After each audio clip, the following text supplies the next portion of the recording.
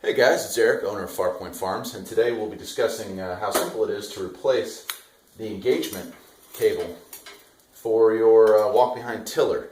This tiller happens to be a Craftsman 5.5 horsepower, made sometime in the early 2000s, but it's the same as a Husqvarna. It's the same as a lot of the models you're going to find even available currently. Okay, they're all basic operations the same, the cable operation is the same. So a symptom you would have if you needed to replace this cable would be that you're out tilling, and when you let off of the engagement handle, the tines continue to turn, which would become a pretty quickly a safety hazard, and that would be some reason you'd want to replace. That's what's going on with this one. And that indicates that somewhere in the sheath here, the cable is sticking. And it's either slow to disengage or it doesn't disengage at all. Okay. The other reason you would want to replace this cable is if when you have your tiller and it's running and you go to turn the tines on, you depress the cable, but the tines don't turn on. And that would indicate that the cable is broken somewhere in the sheath. Okay. So either way, it's not a hard fix. So all we're going to need is a few tools, and that's going to be a ratchet or even a wrench that's a quarter inch wrench. Okay. You're going to need a good sized flat blade screwdriver. Okay, and then you're either going to need a very small flat blade screwdriver or a pick like this one, and that's to get the little clip that holds the cable up here on the handle. Okay, so that's it. I'm going to move the camera closer in when we take this cover off, but to begin with, we're going to want to retake the 3 bolts that hold this cover attached to the unit. We're going to take those off. So I'll go ahead and do that real quick, and then we'll get the camera in a little closer.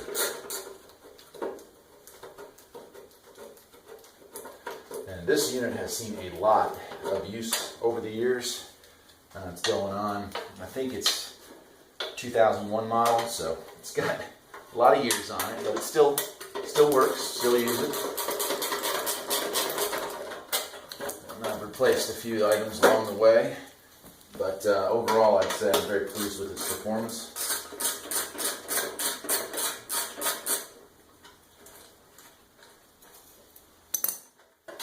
Okay, once you've got the 3 screws out of the way, you're going to pull this off, and you will expose the inner workings here. You've got your belt, you've got your engagement.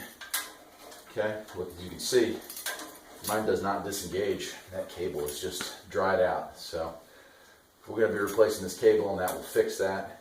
Okay, so now I'm going to get the camera in closer, and we'll take a look at what else we need to replace. So we've got the cover off, and as you can see here, this one is extremely well used. It's dirty.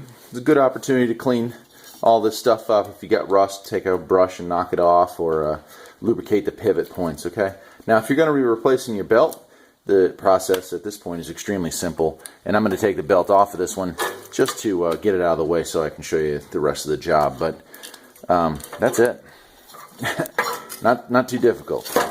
So the belt comes off. If you're going to be replacing that, now is the time to do so. This one's still in decent shape. It's a little frayed around the edges, but it'll be just fine for what I'm using it for. So I'll set that one aside. And as you can see right here, this is where your adjustment for your engagement part of the cable is. So kind of remember where that's sitting. It looks like I got about 1 inch of slack there. Okay, 1 inch between the end of the cable and where it starts to be held into place. But that Phillips head screw has to come out. So we'll go ahead and remove that if we can.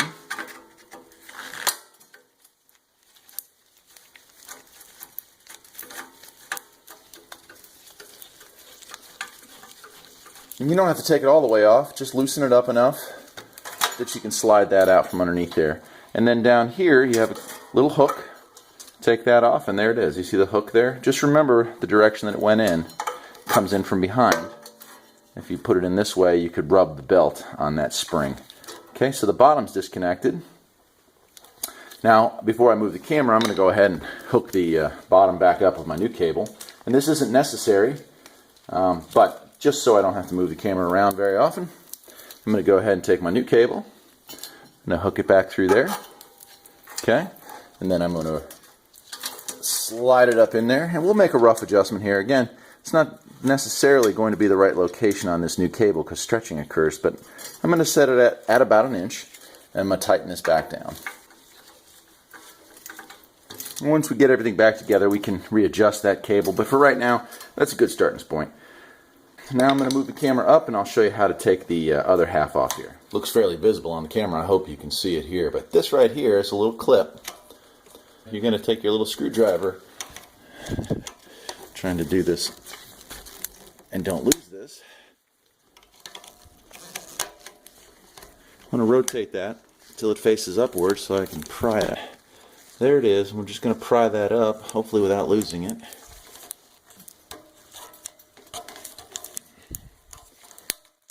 And there it is. It's off. Looks like that. Okay. Once you take that off, this whole cable will just slide up in its bracket. So, see how that just pops out? Kind of pull back, slide through. Once we've slid it up, we can raise this, and you can see underneath, there's the barrel. Alright, and you might just need to take your screwdriver again and pop it forward to slide that loose.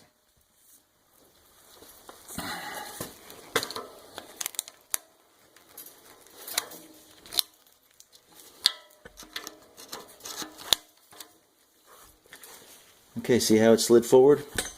Right there. And we'll lower the handle down and it slides out. See how that's called a barrel connector. See that? Alright. Installation. This is the same in reverse. Here's our new cable. I'm going to slide that up underneath. Okay. Wiggle that in there. Now you can see it's on the other side. And pull back, pull that through. Ta-da! See it's installed. We'll lower that handle down. Now it's back in there. Now you just need to get your clip back in. I'm going to use a pair of needle nose pliers. You can do this with just a screwdriver, but I'd hate to lose that little clip. So let me grab a pair of needle nose. Alright, I've got my needle nose pliers. I'm going to slide that back on and get started. Tap that back into place. And there she is. Oh.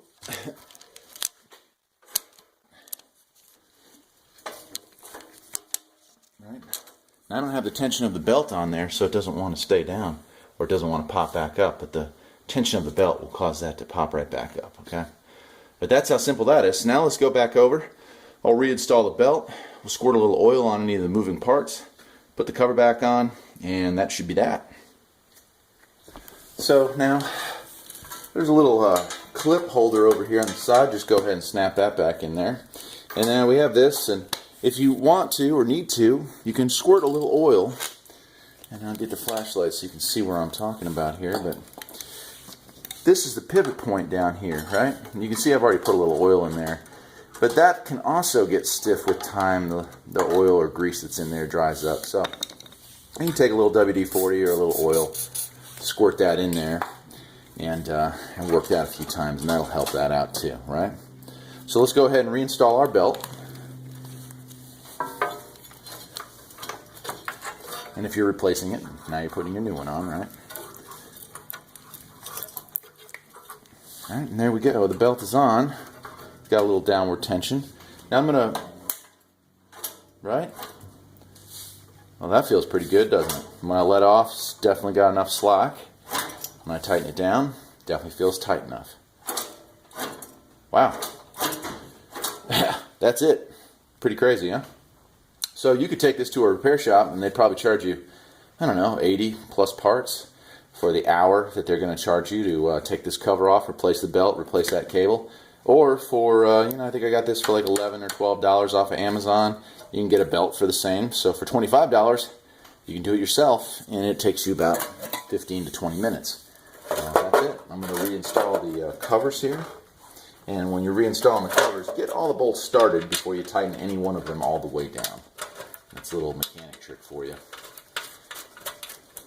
And if you'll notice, there's just enough room here to access that screw. So if you get this together and get it out in the garden, and it does seem to not engage all the way or not disengage all the way, you can make some final adjustments without having to take this cover back off, which is kind of nice. It's almost like the engineers were thinking about stuff like this when they built this, which is not always the case. If you're a mechanic, you know exactly what I mean by that.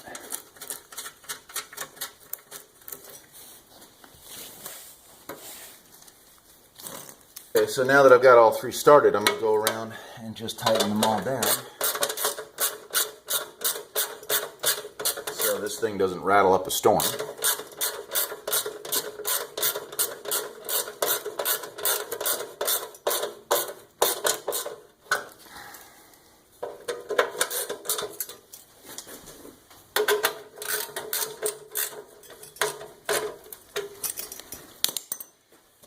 And that's it. What was that? 10 minutes at most?